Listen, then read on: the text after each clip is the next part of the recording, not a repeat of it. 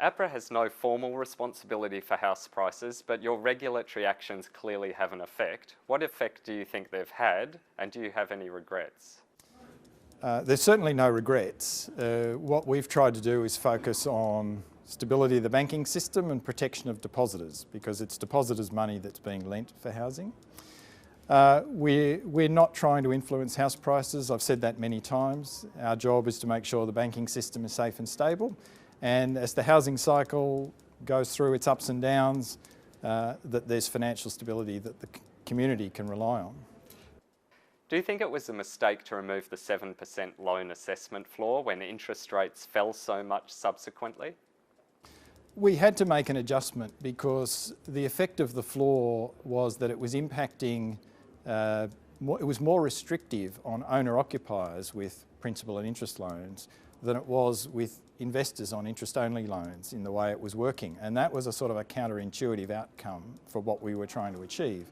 So we had to remove that floor, but what we did at the same time was increase the buffer which had previously applied, a 2% buffer. We increased that to 2.5%, and then late last year we increased that to further to 3%. So we've tried to stay on top of the issue, but the 7% floor wasn't working and it was producing a counterproductive outcome. Was that increase in the loan assessment floor a little bit too little, too late? The time we did that, the community was just coming out of yet another period of COVID lockdown. We weren't quite sure how the economic conditions were going to transpire. We're comfortable with the setting where it is. So we're not proposing to change it in any way at this point in time, and we think the balance is right. The Reserve Bank yesterday in its minutes noted that some borrowers are already at the interest rate they were tested for and will presumably go over as interest rates keep rising. Does that concern you as a banking regulator?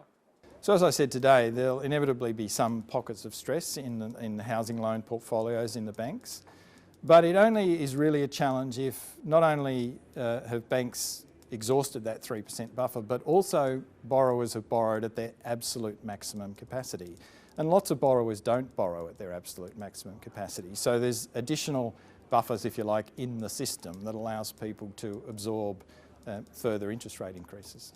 How big do you think these pockets of stress will be? Are we talking thousands, tens of thousands, more than that?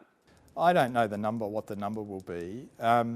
It'll be, think about it more in terms of what types of borrowers it will be. It will be borrowers who borrowed at very low fixed rates a couple of years ago and are clearly going to have to face a significant increase in interest rates when those fixed rates expire, probably next year. It'll be borrowers who've borrowed at very high loan-to-value ratios and don't have a lot of equity in their property, and as house prices come down, they need to be thinking about how to refinance those loans. So it'll be those sorts of borrowers, but in the totality of the banking system, those things aren't things that will in any way threaten the stability of the banking system. You've said APRA's primary role is protecting financial institutions and depositors. Do you think there's a role for an agency whose primary role is to protect homebuyers and borrowers from taking excessive risks? Well, I think there are, within the regulatory framework, there are responsible lending obligations that apply. There's separate legislation that's administered by ASIC, and ASIC looks at those responsibilities very carefully. So regulators are assigned different tasks, and as I said, ASIC has those responsible lending obligations, and I know keeps an eye on those things very carefully. You did mention in the question and answer session after your speech that there's some risk that having twin pillars of two regulators could result in some things falling between the cracks between them. Do you think there's a need for greater cooperation between ASIC and APRA to try and protect borrowers and stop that happening? Absolutely, and as I said in my remarks today, one of the lessons from the Hayne Royal Commission was the importance of making sure that issues don't fall between the cracks of regulators. And what we've done since the Royal Commission is work quite closely with ASIC, the way we operate, and effectively bring the two agencies together.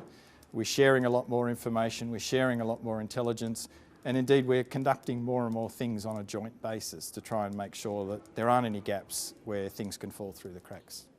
You also mentioned you're concerned with some banks lowering their provisions given current economic and financial circumstances.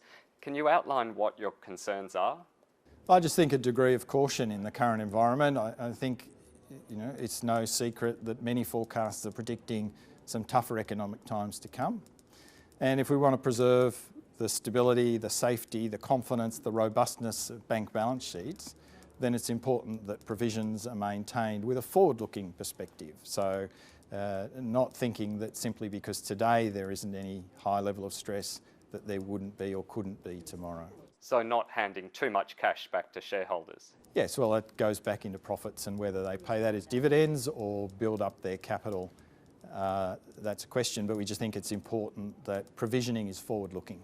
How do you see the outlook for the global economy and financial system, and how do you see that playing out in Australia in the housing and financial markets? So I think it's a pretty sobering outlook internationally, globally. You know, there's a degree of pessimism around about the difficult economic circumstances we're in, compounded by, obviously, there's still health challenges in many parts of the world, and obviously we have geopolitical concerns which are causing shocks and instability in the system. So that's an environment in which everyone needs to be cautious. In Australia, what does that mean for us? It means we also need to be cautious and prepared, but I think we've got the foundations for working our way through that. We've got a strong financial system, low unemployment still, we've still got economic growth. So we should be certainly very alert, we should be watchful, but still have a degree of confidence about our ability to get through it.